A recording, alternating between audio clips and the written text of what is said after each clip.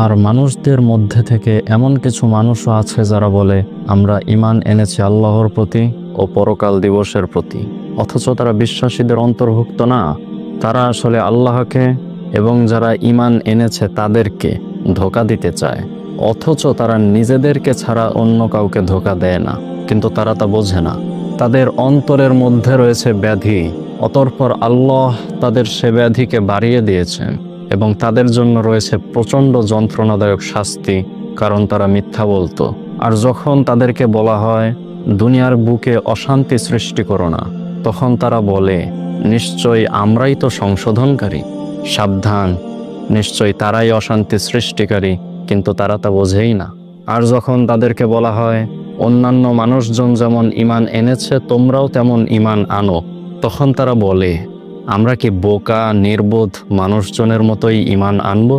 সাবধান, নিশ্চয়ই তারা বোকা, তারাই নির্বোধ, কিন্তু তারা তা জানেই না। আর যখন তারা বিশ্বাসীদের সঙ্গে মিলিত হয় তখন বলে আমরা ঈমান এনেছি। আবার যখন তারা গোপনে তাদের শয়তানদের সাথে মিলিত হয় তখন বলে অবশ্যই আমরা তোমাদের সাথেই আছি, আমরা তো ওদের সাথে শুধু ঠাট্টা করি।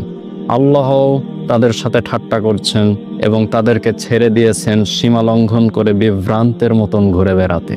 এরাই তারা যারা হেদায়েতের বিনিময়ে গোমরাহি ক্রয় করেছে। বস্তুত তাদের এ ব্যবসা লাভজনক হয়নি, আর তারা হেদায়েতও পায়নি। তাদের অবস্থা সেসব লোকের মতো যে আগুন জ্বালালো, অতঃপর তা যখন তার চতুর্দিক আলোকিত করল, আল্লাহ তাদের আলো তুলে নিলেন এবং তাদেরকে ছেড়ে দিলেন ঘোর অন্ধকারের মধ্যে। ফলে তারা কিছুই দেখতে পায় না। তারা বধির, বোবা, অন্ধ, সুতরাং তারা ফিরবে না।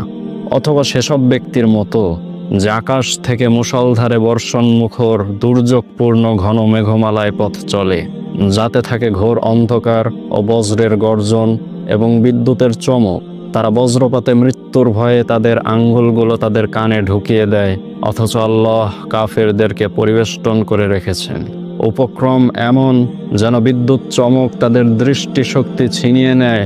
যখনই তাদের জন্য সামান্য আলোকিত হয় তারা তাতে কিছুটা পথ চলে, আর যখন তাদের উপর অন্ধকার নেমে আসে তারা দাঁড়িয়ে যায়। অথচ আল্লাহ যদি চান তাদের শ্রবণ শক্তি ও দৃষ্টিশক্তি ছিনিয়ে নিতে পারেন। নিশ্চয় আল্লাহ সর্ববিষয়ে সর্বশক্তিমান।